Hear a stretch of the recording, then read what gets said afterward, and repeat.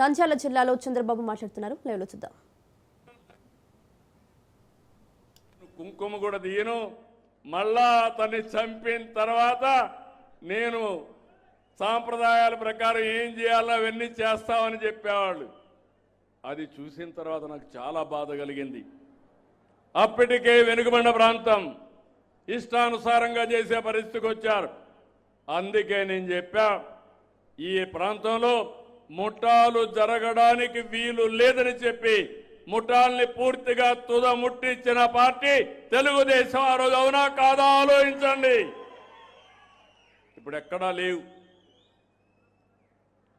నాయకులను కూడా కలిపాను, అనేక మంది నాయకులను కలిపా.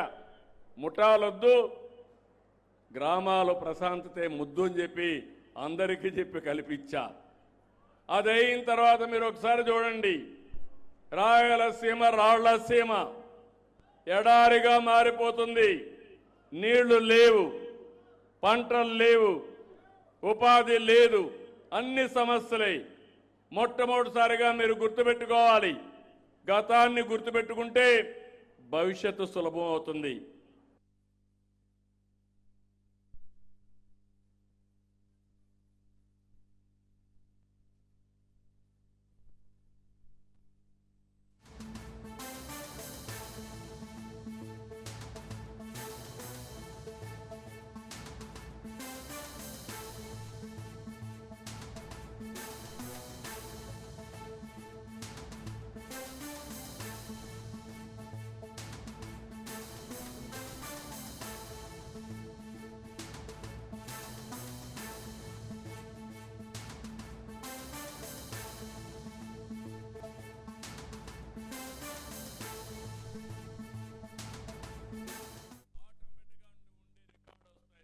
ఎక్కడే సెంట్రల్ ఆఫీస్లో ఉండే రికార్డు క్లౌడ్లో ఉంటుంది, అది వస్తుంది.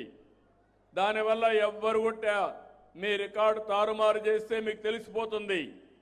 ఇంకొక స్టెప్కు పోయాను, బ్యాక్ ఎండ్. అక్కడుండే కంప్యూటర్లో పోయినసారి జరిగింది, రాజకీయ కారణాల వల్ల వ్యక్తిగత ప్రయోజనాల కోసం మీ ఆస్తిని వాళ్ళ ఆస్తిగా రాసేసుకోవడం, మీ ఆస్తిని గవర్నమెంట్ ఆస్తిగా మార్చేయడం, ఇవన్నీ జరిగాయి. అడిగితే బ్యాక్ రికార్డు కూడా లేదు. ఎప్పుడైనా ఒక నిర్ణయం చేస్తే దానికి డాక్యుమెంటరీ ఎవిడెన్స్ ఉంటుంది, లింక్ డాక్యుమెంట్స్ ఉంటాయి.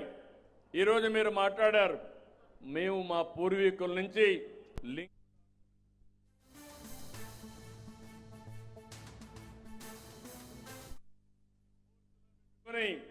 ఈ రాయలసీమలో ప్రతి ఎకరాకు నీళ్లు ఇవ్వాలనేది నా సంకల్పం అని మరొక్కసారి మీకు విజ్ఞప్తి చేస్తున్నా. అన్ని చెరువులకు నీళ్లు రావాలి, అన్ని రిజర్వాయర్లో నీళ్లు ఉండాలి, అన్ని పొలాలు కళకళలాడాలి. అందుకే ఇటీవల కొత్త ప్రోగ్రాం కూడా తీసుకున్నాను. రాయలసీమని రతనాల సీమ చేస్తా. రాయలసీమలో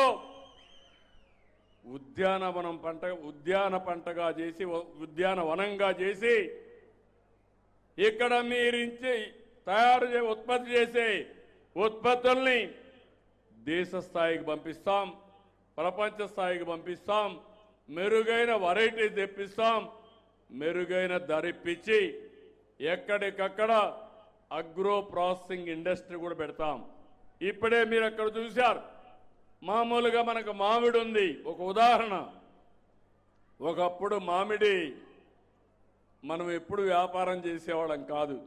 నేను కూడా రాయలసీమ బిడ్డే, ఇక్కడే పుట్టా, మాకు కూడా మామిడి తోటలు ఉన్నాయి. ఆ రోజు నేను మామిడి తోట చూస్తే ఇంటికోసం 1 ఎకరా 2 ఎకరాలు వేసుకునేవాళ్ళం. ఆ తర్వాత 4-5 ఎకరాలు ఉంటే ఏం చేయాలో తెలియక అందరికి కూడా ఇచ్చిన తర్వాత ఒకసారి పంపకాలు కూడా చేసేవాళ్ళం. ఎవరికైనా మనకు పండ్లు వస్తే, మామిడి పండ్లు వస్తే ఊర్లో వాళ్ళకి అందరికీ 1 బుట్ట 2 బుట్టలు ఫ్రీగా ఇచ్చేవాళ్ళం. అది మన సంస్కృతి.